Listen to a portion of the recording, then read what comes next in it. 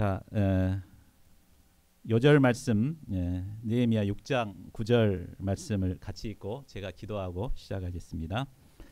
자, 시작. 이는 그들이 다 우리를 두렵게 하고자 하여 말하기를 그들의 손이 피곤하여 역사를 중지하고 이루지 못하리라 함이라. 이제 내 손을 힘있게 하옵소서 하였노라. 고마우신 하나님, 하나님께서 부족한 저희들을 통하여서 하나님의 일을 이루어 가신 것을 인하여 감사를 드립니다. 그러나 저희들은 연약하여서 때때로 저희들을 통해서 이루고자 하시는 일들을 이루지 못하고 중도에 포기하고 그만둘 때가 얼마나 많았습니까? 하나님 아버지, 저희들에게 영적인 분별력을 허락하여 주시고 참 저희들을 통해서 이루고자 하시는 일을 온전히 이루는 자들이 되게 도와주시옵소서. 오늘 말씀을 통해서 그 비결을 배울 수 있도록 도와주시기를 간절하게 기도합니다.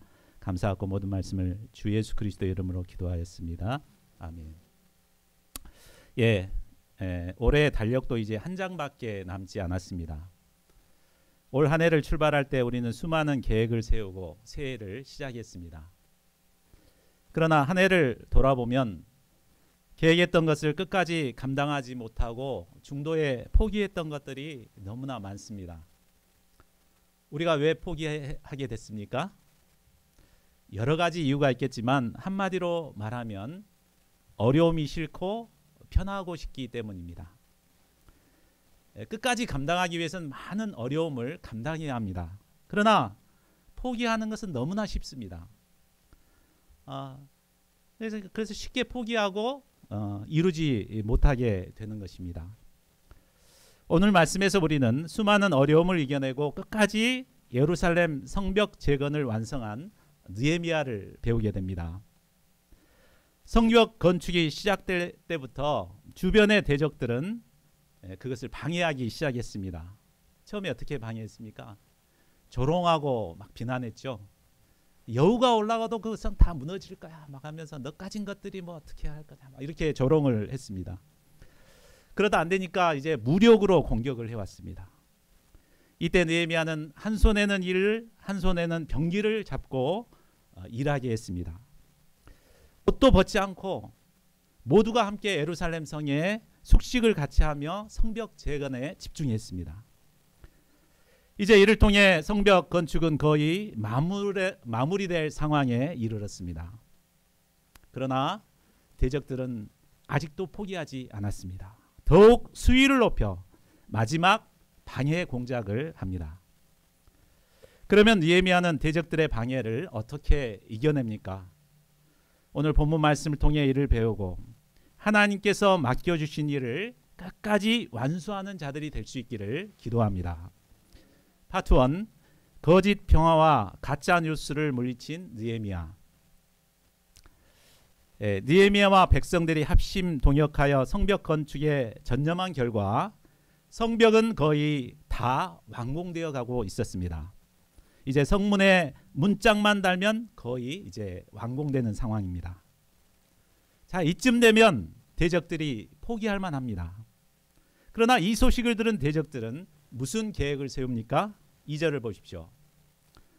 그들은 느헤미야에게 편지를 써서 오노 평지의 한 촌에서 서로 만나자고 했습니다. 그들이 만나자고 한 이유는 겉으로는 평화 조약을 맺자는 의미였습니다. 성벽을 거의 완성해가니 이제는 과거를 잊고 평화롭게 지내자라는 제안입니다. 겉으로는 제법 그럴듯한 제안 같습니다. 평화 조약을 맺게 되면 이제는 무기를 들고 힘들게 일할 필요가 없습니다. 또 예루살렘 성에 합숙하면서 일할 필요도 없습니다. 이런 제안은 느헤미야나 이스라엘 백성들에게 매우 달콤한 제안이었습니다. 그러나 이 제안 속에는 무서운 독이 숨어 있었습니다. 2절 하반절을 보십시오. 그들은 겉으로는 평화를 내세웠지만 속내로는 느헤미야를 밖으로 끌어내서 죽이고자 한 것입니다.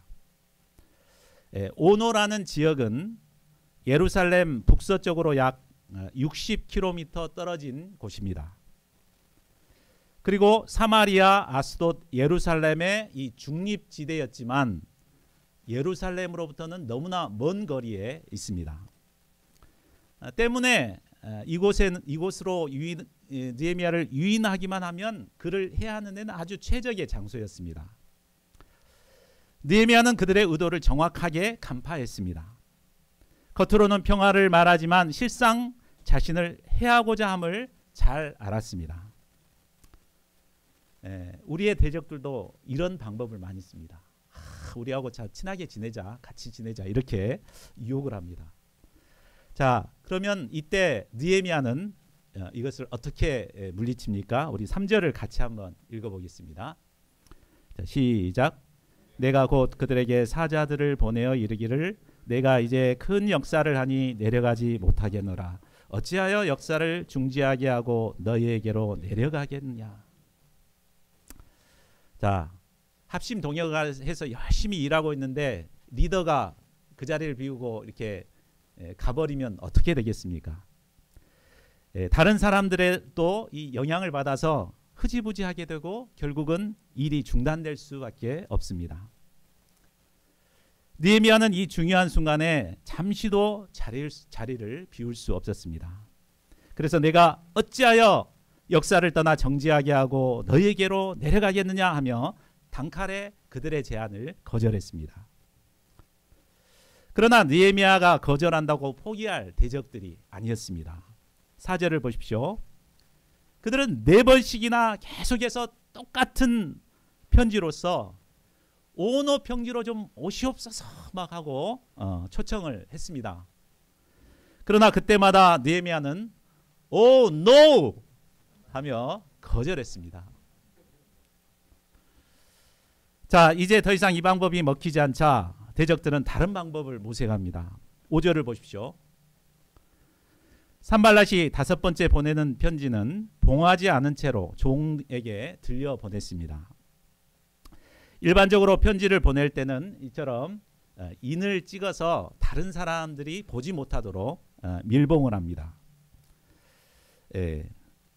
이 글에 왜 이제 그런데 이렇게 이제 밀봉하지 않았다는 것은 다른 사람들이 다 볼 수 있도록 이렇게 공개한 편지를 보냈다는 말입니다.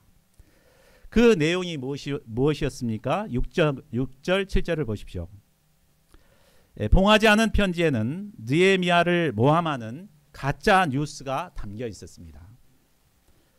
그 글에는 느헤미야와 유대 사람들이 왕을 모반하기 위해 성벽을 건축한다는 내용이 담겨 있었습니다.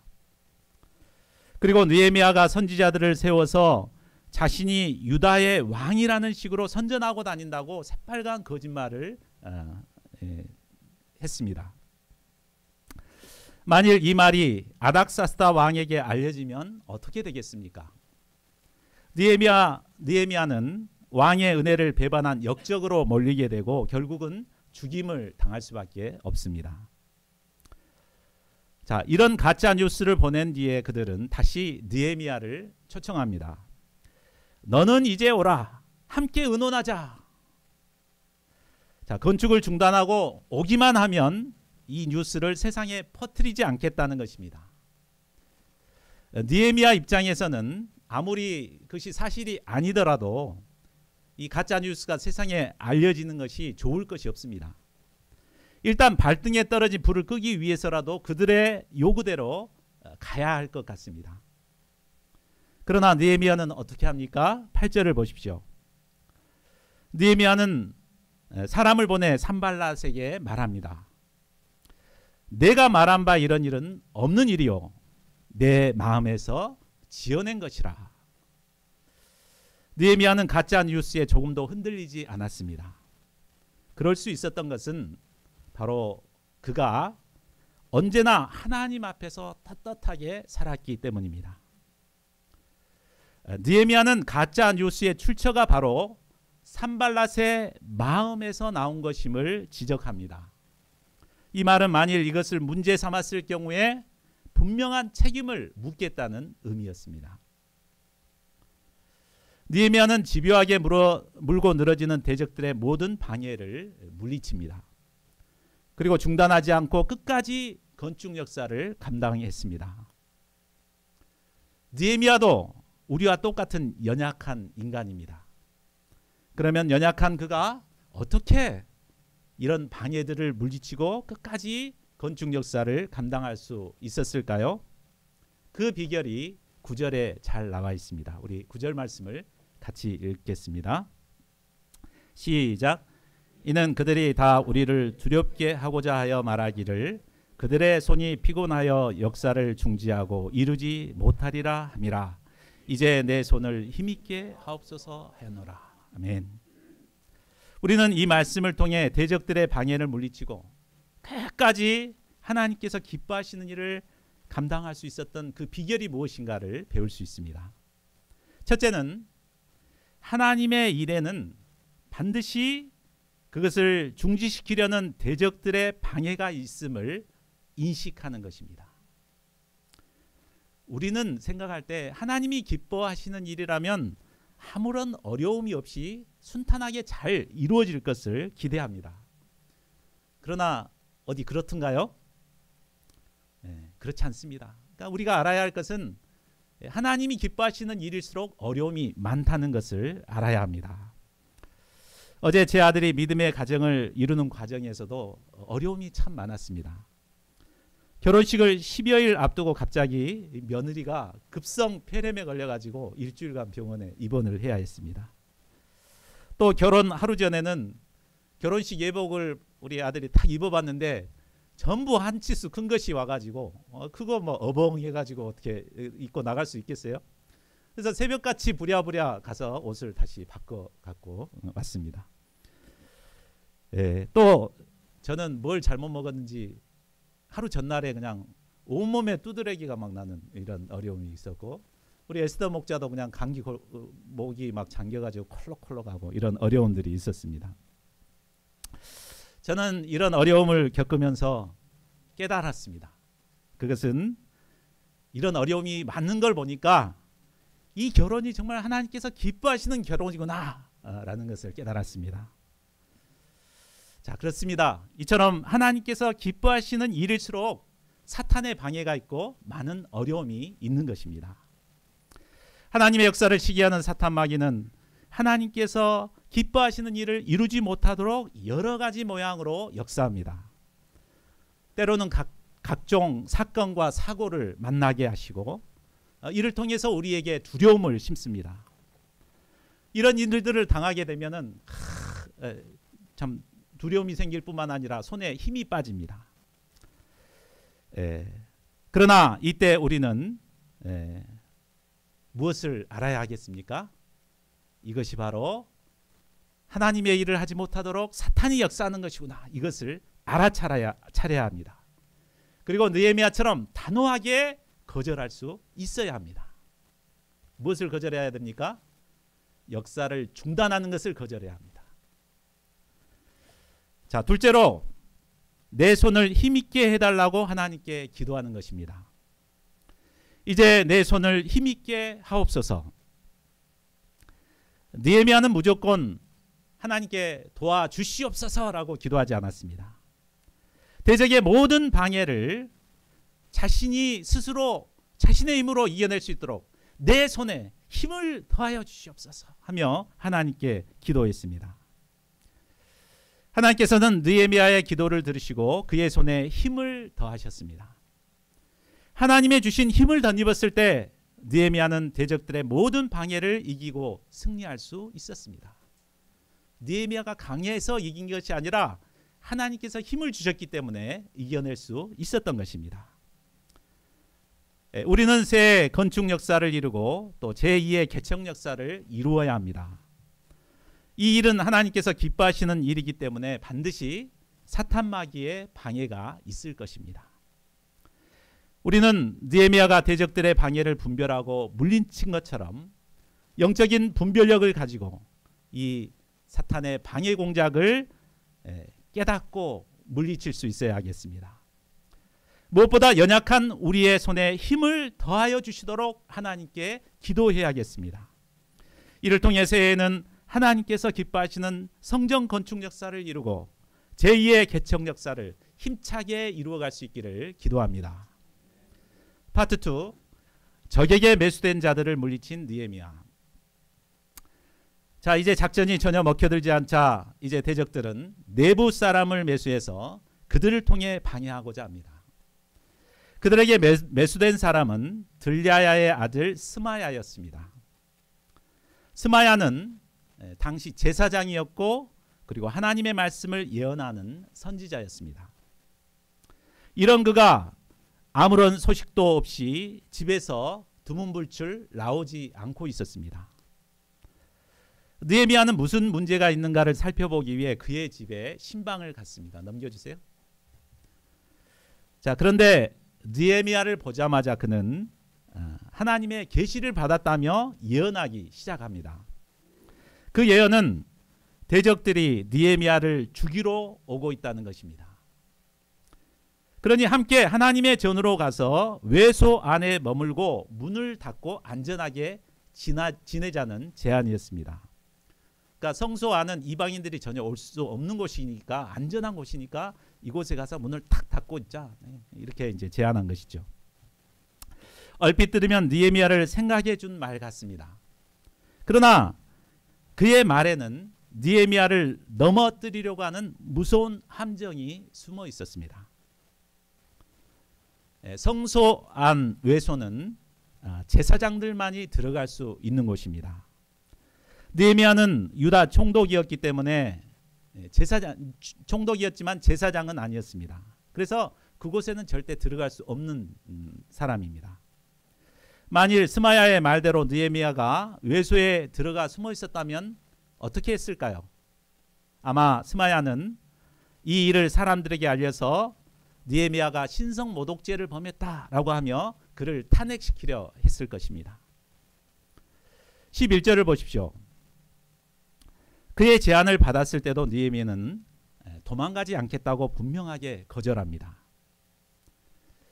그런데 거절하고 나니까 비로소 그가 왜 이런 말을 했는지 깨닫게 되었습니다. 이는 도비야와 산발랏에게 뇌물을 받고 그가 거짓 예언을 하고 있다는 것을 깨닫게 됩니다. 14절을 보면 대적에게 뇌물 받고 매수된 사람은 스마야뿐만 아니었음을 알 수 있습니다. 여선지 노아다와 남은 선지자들도 매수되었습니다. 그들 역시 하나님의 말씀을 빙자하여 느헤미야를 두려움에 빠뜨리고자 했습니다. 17절에서 19절을 보면 유대 귀족 중에는 도비야와 혼인관계를 맺어서 그와 동맹한 사람들이 많았습니다. 그들은 느헤미야 앞에서 도비야의 선행을 막 칭찬했습니다. 원수인데 그 사람 굉장히 착한 사람이야, 선한 사람이야, 막 이렇게 얘기를 했습니다. 그리고 느헤미야가 한 말을 그대로 중계 방송해 줬습니다. 그래서 느헤미야의 약점을 알고 공격하도록 막 이렇게 한 거죠. 참 이런 사람과 같이 동역했을 때 얼마나 느헤미야가 힘들었겠습니까? 사실 밖에 있는 적보다 내부의 적이 무서운 법입니다. 뭔가 해보려고 하면 그들은 딴지를 걸고 어깃장을 놓고 참 이로 인해서 그냥 때려치고 싶은 생각이 한두 번이 아니었을 것입니다. 그러나 그런 상황에서도 느헤미야는 두려워하지 않고 성벽 건축을 중단하지 않았습니다. 성벽이 완성되기까지 끝까지 감당해냈습니다. 그 결과가 어떻게 됩니까? 15절을 보십시오. 성벽 건축 역사가 드디어 52일 만인 엘루랄 25일에 끝이 나게 됩니다.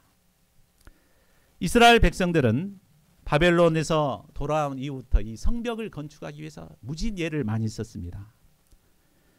그러나 느헤미야를 중심으로 이제 그때는 그 대적들의 방해로 인해서 쌓다가 허물어졌다가 결국 실패만 할 수밖에 없었습니다.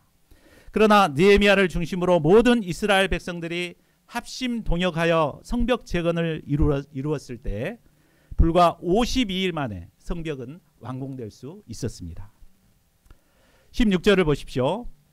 성벽이 완공되자 모든 대적과 주위에 있는 이방 족속들이 이를 듣고 다 두려워했습니다. 크게 낙담했습니다.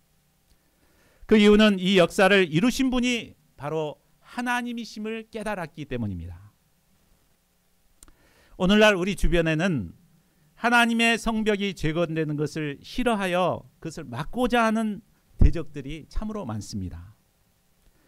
그들은 교회가 세워지는 것을 싫어하고 교회가 부흥되는 것을 싫어합니다. 그래서 캠퍼스에 나가서 전도를 하거나 또 그곳에서 기도 모임을 하게 되면은 막 이상한 사람 보듯 쳐다봅니다. 우리는 이런 분위기로 인해 의기소침하고 포기해버리기 쉽습니다. 그러나 살아계신 하나님께서는 믿는 자들을 통해서 무너진 성벽을 재건해 가기를 원하십니다. 세상이 아무리 대적들로 가득하다 할지라도 우리가 이 살아계신 하나님을 믿고 믿음으로 도전할 때 무너진 성벽을 세워갈 수 있습니다. 우리가 성벽이 어쩌든지 방해를 뚫고 성벽을 완공할 때 대적들은 하나님이 살아계시다는 것을 깨닫게 되고 크게 낙담하게 될 것입니다. 저희는 지금 실제적인 성전 건축 역사를 앞두고 있습니다. 성전 부지를 계약했고 중도금까지 냈습니다. 그래서 1월 20일에는 잔금을 치르고 이제 성전 재건의 역사를 이루어가게 됩니다. 또한 어제 우리 조바울 목자를 믿음의 가정으로 세운 이후에 계속해서 믿음의 가정들을 세워가는 일을 우리가 앞두고 있습니다. 이를 통해서 영적 성전 건축의 역사도 이루어가야 합니다. 개척 역사를 섬기는 우리의 힘으로는 이것을 감당하기가 어렵습니다. 그러나 살아계신 하나님은 우리를 도우십니다. 우리의 손을 힘있게 하십니다. 우리가 이 하나님을 믿고 기도하고 도전할 때 하나님께서는 우리를 통해서 무너진 성벽을 일으켜 세우실 것입니다. 저희 모두가 하나님을 믿고 또 하나님께 기도함으로 이 일을 해낼 수 있기를 간절히 기도합니다. 파트 3, 바벨론 1차 귀환자를 기록한 느헤미야. 성벽 건축을 마치고 드디어 문짝을 달았습니다. 이로써 성벽 건축이 완료되었습니다. 성벽이 완성된 뒤에 필요한 것은 이제 그것을 다시는 무너지지 않도록 잘 관리하는 것입니다. 이를 위해 느헤미야는 문지기와 노래하는 사람들과 레위 사람들을 세웁니다. 노래하는 사람들과 레위 사람들을 왜 세웠을까? 아마 제가 생각할 때는 정확한 시간이 되면 찬양을 성문에서 확 부르고 백성들이 듣도록 하기 위해서 그렇게 하지 않았나 싶습니다. 자, 2절을 보십시오. 그 뒤에 느헤미야는 그의 동생 하나니와 영문에 관한 하나냐를 세워서 함께 예루살렘을 다스리게 합니다. 그들이 세움을 받게 된 것은 느헤미야의 친인척이기 때문이 아니었습니다. 그들은 충성스러운 사람이요 하나님을 경외함이 무리 중에서 뛰어난 사람이었습니다. 지도자에게 있어서 가장 큰 덕목은 이 충성심과 하나님께 대한 경외심입니다. 아마 느헤미야는 그들을 잘 지켜보고 있다가 충성스러운 그들, 믿음이 있는 그들을 세워서 다스리도록 책임자로 세운 것 같습니다. 자, 3절 말씀은 완공된 성문과 성벽을 어떻게 관리했는가를 말해줍니다. 일반적으로 성문은 해가 뜨면 열어서 사람들이 다니도록 해야 합니다. 그런데 느헤미야는 해가 높이 뜨기 전까지는 성문을 열지 말라고 합니다. 또한 문지기가 파수할 때도 반드시 문을 닫아놓고 빗장을 질러 놓으라고 합니다. 자, 그렇게 하면 문지기가 얼마나 피곤하고 힘들겠습니까? 사람이 딱 오면은 내려가서 확인하고 문을 열어줘야 됩니다. 그리고 지나가면 또 문을 닫고 기다리고 있다가 또 사람이 오면 또 내려가서 이런 식으로 이렇게 해야 되는데 얼마나 번거롭습니까? 자, 이렇게 한 이유가 무엇입니까? 바로 성문을 통해서 들어오는 대적들을 철저하게 막고자 함입니다. 그런데 대적들은 성문을 통해서만 들어오는 것이 아닙니다. 성벽의 빈틈을 노려서 들어올 수 있습니다. 이 성벽은 아주 넓은 부분이기 때문에 한두 사람이 지켜서는 불가능합니다. 때문에 예루살렘 주민 모두가 각자 자기 집 맞은편을 파수하여 물샐 틈 없이 철저히 지키도록 합니다. 그런데 4절을 보면 아직 주민들은 자신이 사는 가옥도 미처 건축하지 못한 상태로 있었습니다. 자, 우리가 생각할 때는 자기 집 먼저 잘 이렇게 건축하고 나서 그 다음에 파수해야 할 것 같습니다. 그런데 느헤미야는 성벽 파수하는 것을 먼저 우선적으로 감당하라고 합니다. 자, 이걸 보면 참 느헤미야가 해도 너무한다는 생각이 들 수 있습니다. 그동안 백성들이 얼마나 고생했습니까? 성벽 공사를 위해서 참 집은 허물어져 있는데도 성벽 공사에 막 투입이 됐잖아요. 그래서 공동생활을 하면서 막 열심히 일을 했습니다. 이제 성벽도 완성됐으니까 이제 자기 집 좀 짓게 좀 놔두지. 파수를 하라고 합니다. 왜 이렇게까지 하는 것일까요? 그것은 성벽을 무너뜨리려는 대적들이 호시탐탐 노리고 있기 때문입니다. 성벽을 거충하는 것도 어렵지만 무너뜨리는 것은 순식간입니다. 잠시 한눈을 파는 사이에 대적들이 와서 또다시 성벽을 무너뜨릴 것입니다. 대적들이 쳐들어오면 아무리 내 집을 예쁘게 잘 지어놔도 결국은 그것마저 무너질 수밖에 없습니다. 그러므로 무엇보다 먼저 대적들이 쳐들어오지 못하도록 철저히 지키고 파수하는 것이 필요합니다. 대적들이 성벽을 무너뜨리기 위해 호시탐탐 노리고 있듯이 사탄 마귀도 우리를 노리고 있습니다. 베드로전서 5장 8절에도 보면 우리의 대적 사탄 마귀가 우는 사자처럼 두루다니며 삼킬 자를 찾아다니고 있습니다. 사탄 마귀는 우리가 영적 긴장을 풀고 자기 집을 짓는데 몰두하는 그 순간을 기다리고 있습니다. 그래서 자기 집 짓고자 막 할 때 성을 타고 들어오는 것입니다. 그러므로 우리는 아무리 급한 일이 있다 하더라도 깨어서 파수하는 일을 놔버리면 안 됩니다. 이것을 영적 기본 생활이라고 할 수 있습니다. 우리가 늘 말씀으로 분별하고 깨어서 파수를 해야 합니다. 자, 5절을 보십시오.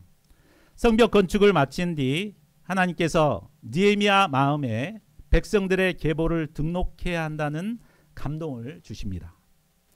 이에 느헤미야는 귀족들, 민장들, 백성들을 모아서 계보를 따라 등록을 하게 했습니다. 그런데 계보를 확인하다 보니까 처음 바벨론에서 귀환한 귀한 자들의 명단을 발견하게 됐습니다. 그러니까 아버지가 누구고 쭉 이렇게 따라가다 보니까 처음 들어온 사람들의 명단이 이게 나온 것입니다. 7절부터 기록된 이 명단은 에스라 2장에 나온 명단과 거의 같습니다. 에스라 2장에 나온 명단은 성벽을 건축하기 이전인 93년 전의 명단입니다. 느헤미야는 이 명단을 다시 기록하고 있습니다.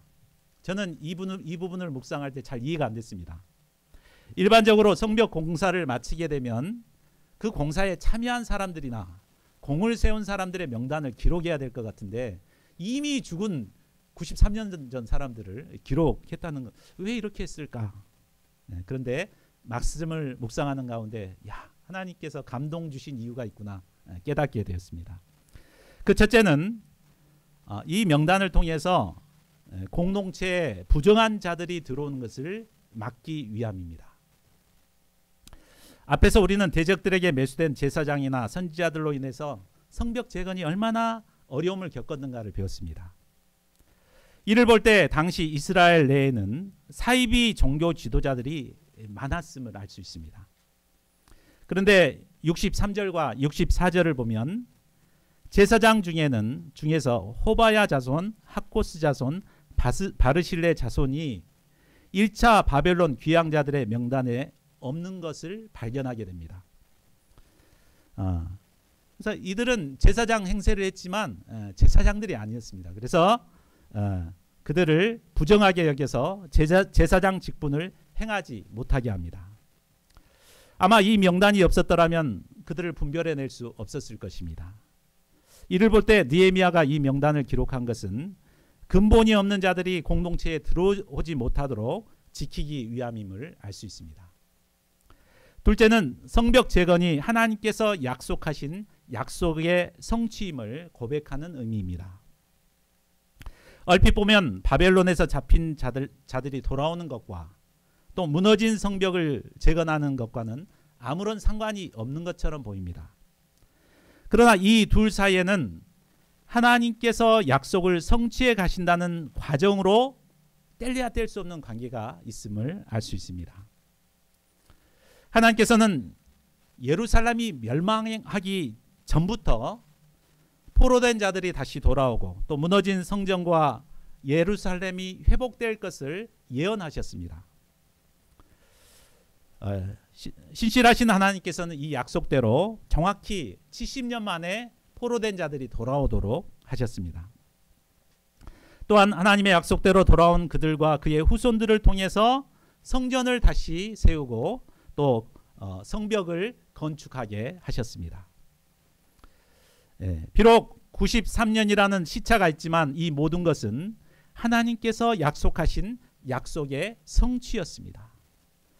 이것을 기억하도록 하기 위해서 느헤미야는 성벽 건축 이후에 최초로 하나님께서 바벨론 포로가 돌아오는 그 명단을 기념하여 기록하도록 하신 것입니다. 자, 셋째로 오늘이 있기까지 신앙 성배들의 헌신이 있었음을 알도록 하기 위함입니다. 우리가 에스라에서 배웠듯이 바벨론에 잡혀갔던 유대인들의 모든 숫자에 비해서 유다로 돌아온 사람들은 그리 많지 않았습니다. 바벨론 포로로 잡혀간 이스라엘 백성들의 수는 정확하지는 않지만 약 20만 명 정도로 추정합니다. 그리고 학자들의 말에 의하면 20만 명이 70년 동안 거기서 번성해가지고 돌아올 때 당시는 약 200만 정도 되었을 것이라고 합니다. 그런데 예루살렘에 돌아온 사람 몇 명이었죠? 불과 4만 명 정도밖에 되지 않았습니다. 대부분은 선진국 페르시아에서 그냥 눌러 살았습니다. 그러나 소수이지만 안정된 삶을 버리고 하나님의 백성으로 살고자 결단하고 헌신한 이들이 있었습니다. 그들이 바로 7절부터 기록된 사람들입니다. 이들로 인해 멸망했던 이스라엘이 회복될 수 있었습니다. 성전이 다시 세워지고 예배가 회복되었습니다. 무너졌던 성벽을 세우고 거룩한 성 예루살렘이 회복되었습니다. 오늘날 우리가 누리고 있는 영광은 바로 믿음의 선배들의 헌신과 수고 때문에 이루어질 수 있었습니다. 우리는 이것을 기억해야 합니다. 오늘 마침 UBF 시니어 목자님이신 이사무엘 전 한국 대표께서 저희 예배에 참여해 주셨습니다. 또 특별히 우리 교회는 시니어 목자님이신 이다니엘 목자님께서 함께 동역하여 개척하고 있습니다. 저희 모두가 이 믿음의 선배들의 헌신은 기억해야 합니다. 그리고 아름다운 동역을 통해서 무너진 성벽들을 세워가야 하겠습니다. 자, 말씀을 맺겠습니다. 이상을 통해 우리는 대적들의 집요한 방해를 이겨내고 무너진 성벽을 재건해낸 느헤미야의 믿음을 배울 수 있었습니다. 우리가 무너진 성벽을 재건해 나가고자 할 때 사탄 마귀는 여러 가지 모양으로 우리를 방해합니다. 때로는 공격적인 모습으로 등장해 우리에게 두려움을 심습니다. 때로는 양의 탈을 쓰고 평화의 모습으로 우리를 유혹할 때도 있습니다. 심지어 공동체 안의 지체들을 통해서 방해할 때도 있습니다. 그러나 우리는 느헤미야처럼 영적인 분별력을 덧입어 이것을 분별해야겠습니다. 이 모든 것은 우리의 손을 피곤하게 하여 역사를 중지하게 하려는 이 대적들의 방해임을 알아차려야겠습니다. 그리고 분명하게 거절해야겠습니다. 사탄 마귀의 방해를 받을 때 우리의 손은 피곤하여 정말 포기하고 싶을 때가 많습니다. 이때 우리는 느헤미야처럼 하나님께 나아가 기도해야 되겠습니다. 이제 내 손을 힘있게 하옵소서. 이제 내 손을 힘있게 하옵소서. 하나님이 주시는 힘과 능력을 던지고 모든 사탄의 유혹을 물리치고 성벽 재건의 역사를 이루어 가야겠습니다. 이 믿음으로 성벽 재건의 역사를 이룰 수 있기를 기도합니다. 느헤미야 요절 말씀 느헤미야 6장 9절을 읽고 우리 함께 기도하는 시간 갖겠습니다. 자, 시작. 이는 그들이 다 우리를 두렵게 하고자 하여 말하기를 그들의 손이 피곤하여 역사를 중지하고 이루지 못하리라 함이라. 이제